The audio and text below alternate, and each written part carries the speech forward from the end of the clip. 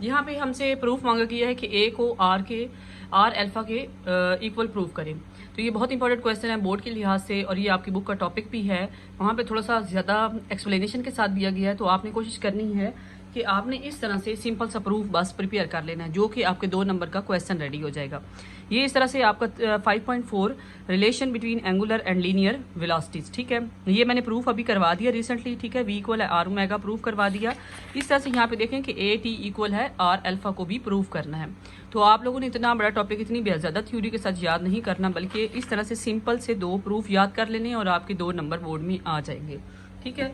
तो हमारे पास सबसे पहले आपको मैंने टर्म्स भी बता दी हैं कि लीनियर टर्म्स क्या होती हैं और एंगुलर, ठीक है। लीनियर में हम डिस्टेंस को s कहते हैं, ठीक है, और एंगुलर में इसे थीटा कहते हैं।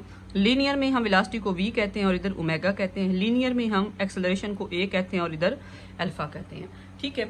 उसके बाद हमारे पास क्या करेंगे, इन चीज़ों को आपने अच्छे से याद रखना है। अब हम आ जाते हैं प्रूफ की तरफ। इसके लिए हम सिंपल वही इक्वेशन इस्तेमाल करेंगे कि v इक्वल है बाय यूजिंग v इक्वल है आर ओमेगा के, ठीक है। हम ये वाली सिंपल इक्वेशन क्या करेंगे, इस्तेमाल करेंगे। सबसे पहले हम फॉर स्मॉल चेंजेस के लिए क्या करेंगे कि अगर हमारे पास स्मॉल वेलोसिटी मतलब थोड़ी सी भी चेंज होती है तो एक्सेलरेशन होता है बॉडी में, ठीक है। तो डेल v, डेल का मतलब होता है चेंज, आर डेल ओमेगा, ठीक है।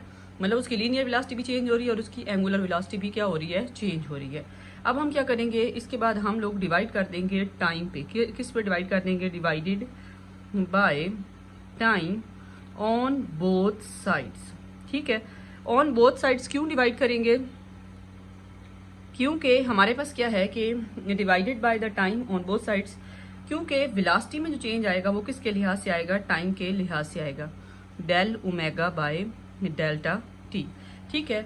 इसके बाद हम क्या करेंगे कि आपने सिंपल एक हमारे पास अब ये रिलेशन बन गया है, जो मैथ के स्टूडेंट्स है वो बहुत अच्छे से अंडरस्टैंड कर सकते हैं, और जिन बच्चों ने मैथ नहीं पढ़ा हुआ उन्हें भी समझ आ रही होगी कि वेलोसिटी चेंज हो रही है विद रिस्पेक्ट टू टाइम। तो ये किसकी डेफिनेशन है, ये एक्सेलरेशन की डेफिनेशन है। वो टाइम कितना है उसके लिए हमने लिमिट अप्लाई कर देनी है, ठीक है, कि हमारे पास टाइम जो है वो तकरीबन 0 के बराबर है, ना होने के बराबर है, तब भी एक्सेलरेशन बॉडी में एग्जिस्ट करता है। By applying